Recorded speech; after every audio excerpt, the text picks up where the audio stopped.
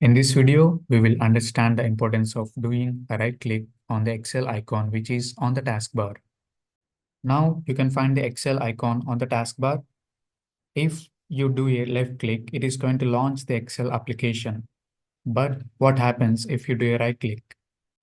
So using my mouse, I'm going to do a right click. Okay, we got two sections here. One is pinned and the other one is recent.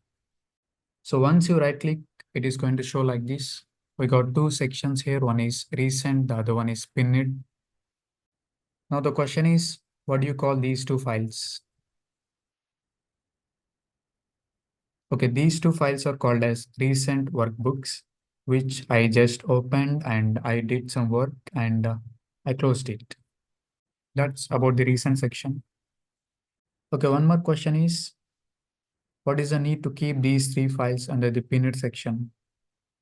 Okay, the answer is, if you are opening one particular file very frequently, like every day or twice or thrice a week, it is suggested that to keep that file under the pinned section so that you can access it very easily. So that is the advantage of keeping the file under the pinned section. For example, I'm opening this file very frequently, like every day. I want this file to open and do some practice. So in that case, what I'll do is I'll pin this file and it is going to come and sit under this section. So I'm going to click on this so that it will move from recent to the pinned section. So let's click on it. Okay, so we got here. That's how you pin the file. Okay, one more thing is, I'm not accessing one particular file very frequently. In that case, you can unpin the file as well. So let's unpin this because I'm not going to access this file very frequently. So you just have to click on this. So it is going to come and sit under the recent section from pinned section. So let's click on this. Can you see this? That's how you do this.